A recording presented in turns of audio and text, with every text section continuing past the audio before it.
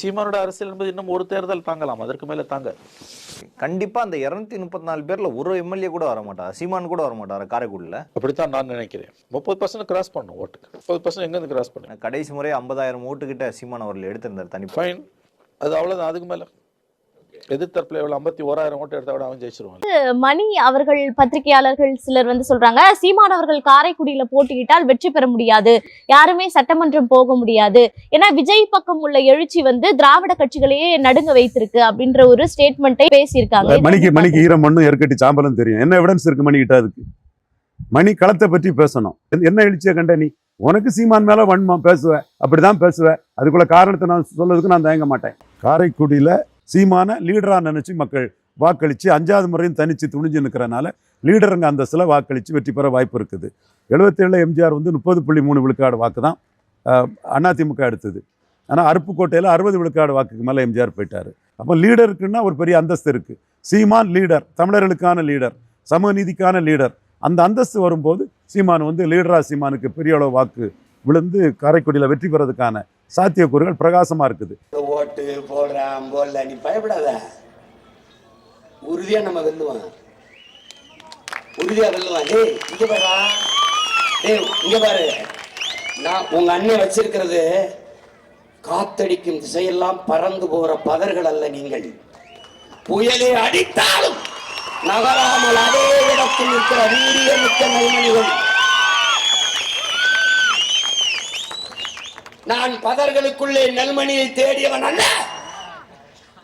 ஒரு எளிய மகன் நானே உழுது விதைச்சு வளர்த்து நீர் விட்டு உரமிட்டு அறுவடை செய்து நல்ல நெல்மணிகளை புறக்கி எடுத்துக் கொண்டிருக்கிறேன். அதுதான் என் முன்னாடி கூடி நிற்கிற இந்த நெல்மணிகள், வீரியமிக்க நெல்மணிகள்.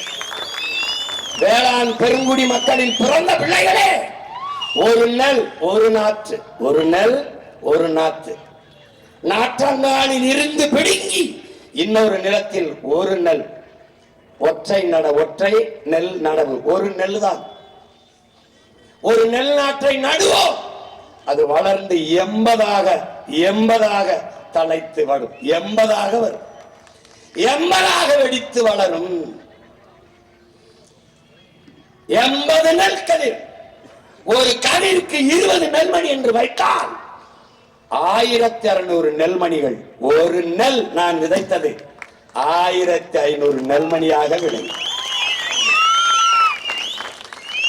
அப்படித்தான் 36,50,000 நெல்மணிகள் விளைந்திருக்கிறது.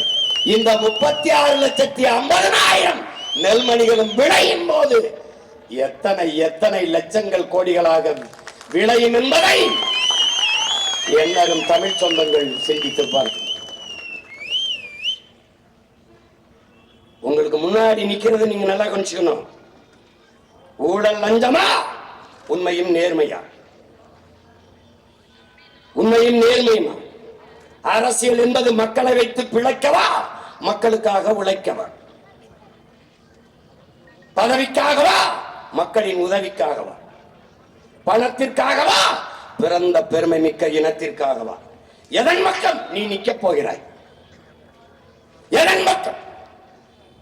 செய்தி அரசியல், விளம்பரம் அரசியல் செய்கிறவன் பக்கமா, இல்லை சேவை அரசியல், செயல் அரசியல் செய்ய துடிப்பவன் பக்கமா?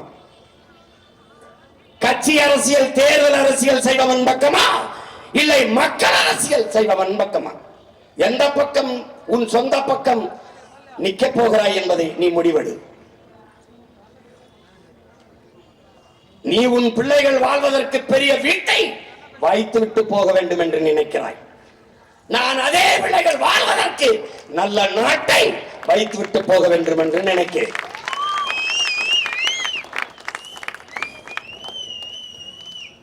நீ காசை சேர்த்து வைத்துவிட்டு போக வேண்டும் என்று நினைக்கிறாய். நான் சுவாசிக்க அதே பிள்ளைகளுக்கு நல்ல காத்தை வைத்துவிட்டு போக வேண்டும், காற்றை வைத்துவிட்டு போக வேண்டும் நினைக்கிறேன். நீ உன் பிள்ளைகளுக்கு தங்கத்தை வைத்துவிட்டு போக வேண்டும் என்று நினைக்கிறாய். நான் குடிக்க நல்ல தண்ணீரை வைத்து விட்டு போக வேண்டும் என்று நினைக்கிறேன். படிக்க கல்வி, பார்க்க வேலை, வேலைக்கேற்ற சம்பளம், அதை கொண்டு வாழ்கிற பெருமைமிக்க வாழ்வை என் பிள்ளைகளுக்கு கொடுக்க வேண்டும் என்று நினைக்கிறேன். நீ எதன் பக்கம் நிற்க போகிறாய்? இதுதான் உனக்கு முன்னால் நிற்பது. இங்கே ஒரு பிரச்சனை ரெண்டு பிரச்சனை. தனியார் பள்ளி ஆசிரியர் பண்ண அதை விட அண்ணா இதை கொஞ்சம் பேசி விடுங்கண்ணே, அண்ணா இதை கொஞ்சம் பேசி விடுங்கண்ணே. எப்படி தனியார் பள்ளி ஆசிரியர்கள் பணிக்கு போயிட்டான்னு நினைக்காத, சம்பளம் குறைவு, எல்லா வகுப்புலையும் நின்றுகிட்டே தான் பேசணும். உடல்நிலை சரியில்லைனாலும் உட்கார்ந்து பேச முடியாது. வீட்டில இருந்து அப்பாவுக்கு முடியல, அம்மாவுக்கு முடியல, மனைவிக்கு பிரசவம் அவசரம்னா கூட அலைபேசி எடுத்து பேச முடியாது. ஒரு சித்திரவதை கூடாரத்துக்குள் நம் பிள்ளைகள் ஆசிரியர் பணி என்கிற பேரில் சிக்கிக் கொண்டார்கள். மாணவர்களுக்கு பாடத்தை தவிர வேற எதையும் பயிற்சிக்க கூடாது. பற்பசையை பிதுக்குவதை போல பிள்ளைகளின் மூளையை பிதுக்கி மதிப்பெண்களை வெளியெடுப்பதை தவிர ஆசிரியர் பெருமக்களுக்கு வேலை இல்லை.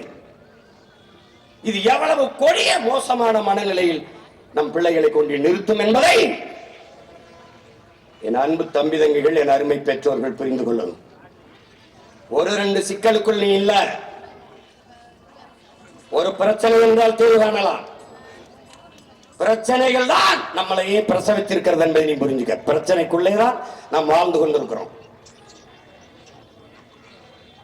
இதை நல்லா விளங்கிட்டு நீ வேலை செய்யணும். நீ பாரா, உன்னுடைய அதிகாரம். மாண்புமிக்க தமிழக முதல்வர் ஐயா ஸ்டாலின் அவர்கள் பேசுறாங்க. இந்த மாதிரி என்ன பேசுறாங்க? எளிய மக்களுக்காக போராடுவதற்காகவே அதிகாரம் என்று பேசுறாங்க. நீ என்ன புரிஞ்சுக்கிற? எளிய மக்களுக்காக போராடுவதற்காக அதிகாரம். எப்படி வேடிக்கையா இருக்க பாரு. எளிய மக்கள் போராடுவதே உங்க அதிகாரத்தை எதிர்த்துத்தான். இந்த போராட்டமே உங்க அதிகாரத்துக்கு எதிராகத்தான். அதிகாரம் வந்த பிறகு எளிய மக்கள் போராட வேண்டிய அவசியம் இல்லாமல் ஆக்குவதற்குத்தான் எளிய மக்களுக்கான அதிகாரம். ஆனால் அதை சொல்லாம எளிய மக்களுக்காக போராடுவதற்கு அதிகாரம் என்றால் யாரை எதிர்த்து போராட போகிறது இந்த அதிகாரம்? எளிய மக்களுக்கான உரிமையை யாரிடத்திலிருந்து பெற்றுத்தரப் போகிறது இந்த அதிகாரம்? என் தம்பிக்கு தான் யாரோ தப்பு தப்பா பக்கத்துல இருந்து எழுதி கொடுக்குறாங்கன்னா தமிழ்நாட்டின் முதலமைச்சருக்கே பக்கத்துல இருந்து தப்பு தப்பா எழுதி கொடுக்குறாங்க. ஐயா, நீங்களால ஆள மாத்துங்க. இது என்ன? இது ஒரு நாட்டை ஆளுகிற முதிர்ந்த தலைவருடைய கருத்தாது. எளிய மக்கள், அடித்தட்டு மக்களுக்காக போராடவே அதிகாரம் எளிய மக்களை, உழைக்கும் மக்களை, பாட்டாளி மக்களை போராடுகிற நிலைமைக்கு தள்ளாதிருப்பதற்கு தான் அதிகாரம்.